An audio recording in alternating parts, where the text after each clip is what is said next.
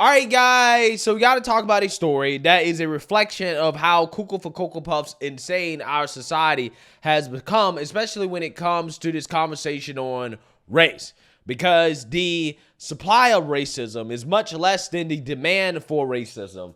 The race hustlers of America are always looking for racism where there clearly and obviously is no racism. And we got to talk about a story here that is an example of that.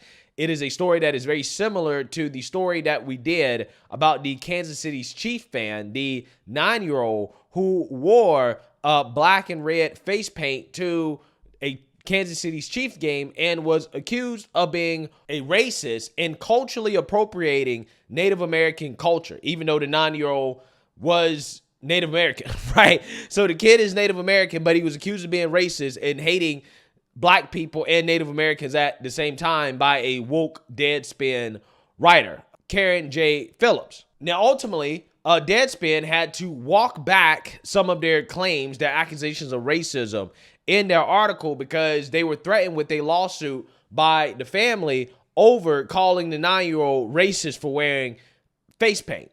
We have a similar story here involving a 13-year-old whose parents are suing a woke high school principal over accusing their child, their son, of committing a hate crime for wearing black face paint to a football game. And ultimately, the 13-year-old was suspended, wasn't able to attend any athletic events and was, again, smeared as a racist, He apparently committed a hate crime with intent to harm. This is what they were pushing against this kid. And now the school is facing a lawsuit for these allegations. Take a look. Parents are fighting for their son's reputation and record after they say he was accused of wearing blackface to a high school football game. Good evening and thank you for joining us.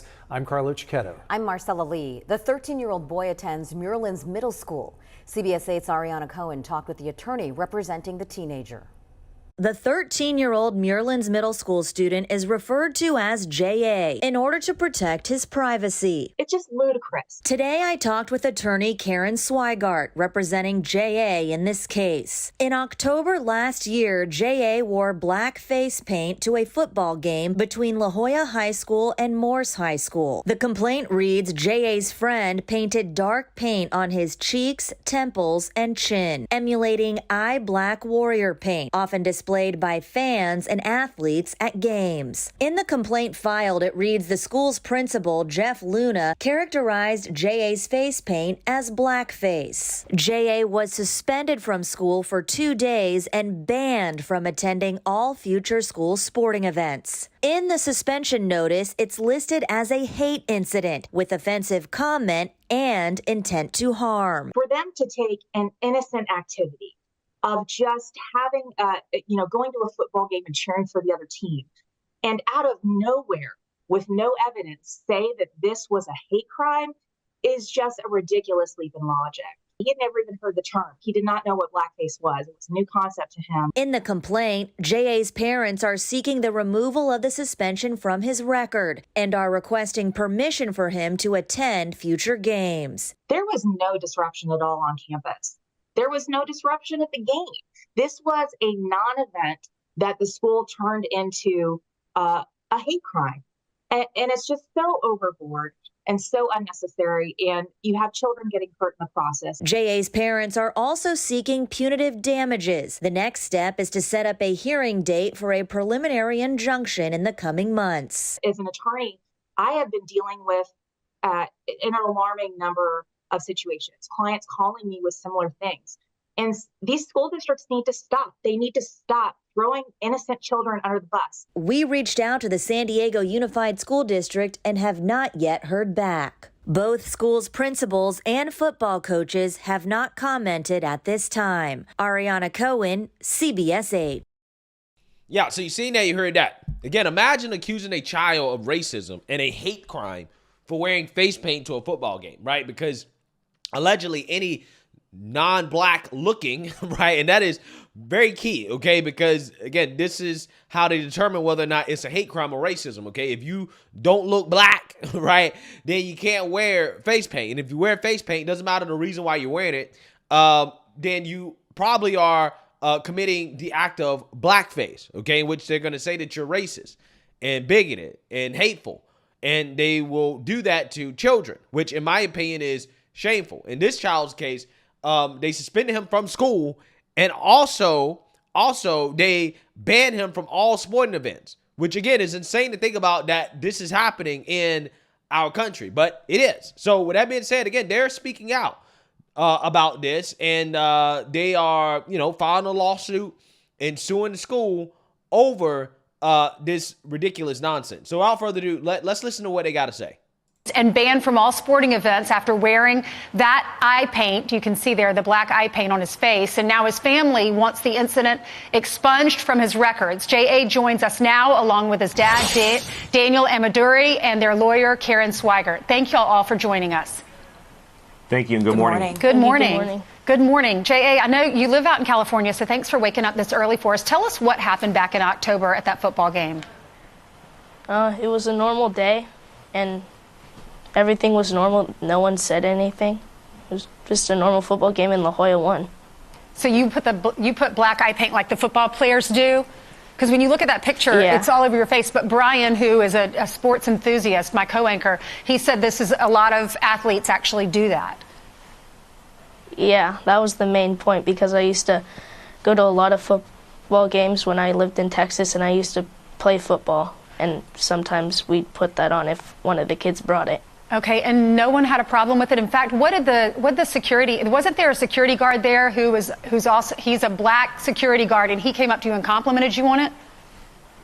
Yeah, I asked him how did it look, and he said the spikes need to go higher. Okay. All right. So, Dad, Daniel, tell us, y'all were having a fun night. A week goes by, and then the principal calls your son into the office. Yeah, I was shocked. There was no incident that night. And, you can imagine in today's world, there's iPhones, there's thousands of people, or over 1,000. The other school is predominantly black. And nothing was said that night. There was no incident. He's an 8th grader, by the way, a small 8th grader. It's a high school football game. There's staff there, there's teachers, there's police, security, nothing. And then the following Monday, Tuesday, Wednesday, nothing. Wednesday afternoon, the principal called Joseph or J.A. into the office. And then the next morning, my wife and I showed up, and he said he did blackface, and he was suspended for 2 days, and he was going to be banned from sports. And that was when I showed the principal the picture from that night. And I thought that was going to end this whole thing. Mm-hmm. And then he was like, no, that's blackface. Wow. How woke is this principal, bruh? How woke is this principal? Okay, the principal should be fired.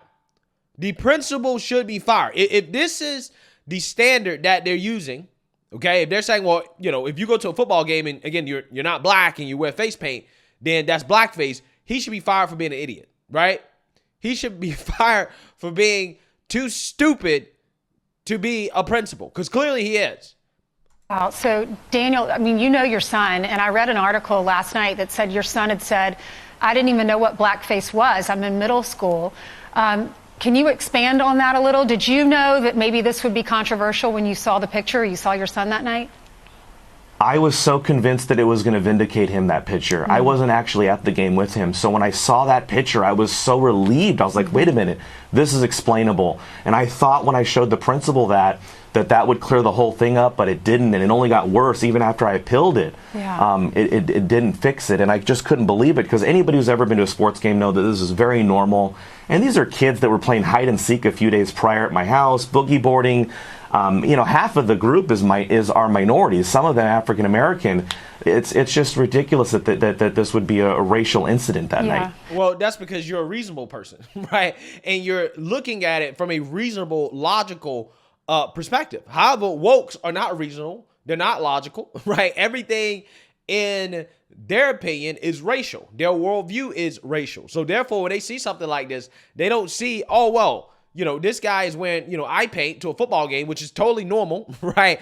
Again, in, normal world, but in Cuckoo for Cocoa Puff world, this is a racial hate crime, right? And that's essentially what this child is being accused of. And now this child's name and reputation has been dragged through the mud. He's been suspended and punished from school. He's lost time in class. He can't go to sporting events anymore. He can't have fun with his friends. He's probably embarrassed over some woke principal completely overreacting to what is clearly a harmless thing.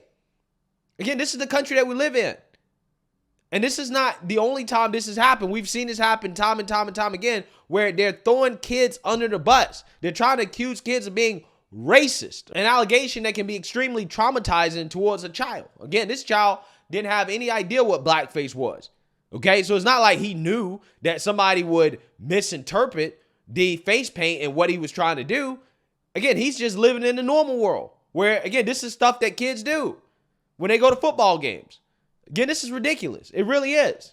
So, Karen, this happened at the high school football game after hours, not at school. And then a week later, the principal at his middle school calls him and says, you're suspended for 2 days and you can't attend any athletic events.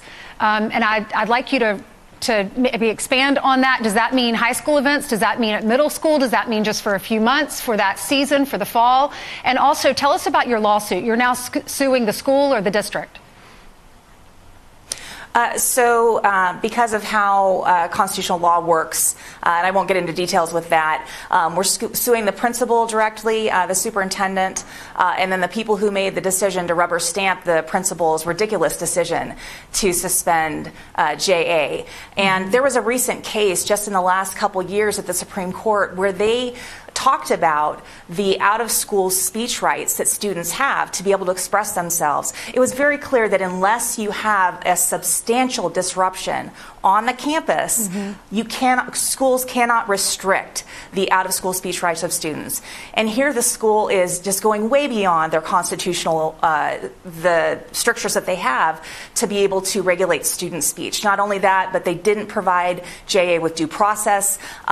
There's just ample reason why this never should have gotten to this level. Well, JA, this is what the disciplinary notice said, and this is on your record now, possibly forever.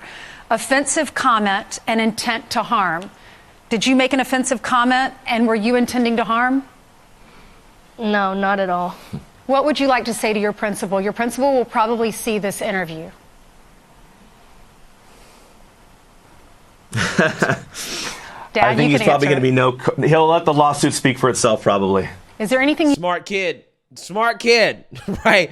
Clearly intelligent, okay? I mean, Fox News tried to bait the kid and attacking the principal, right? And he knew not to say anything. Again, intelligent, clearly intelligent. You want to say, though, to just vindicate your son and to allow America to know that that was not his intent?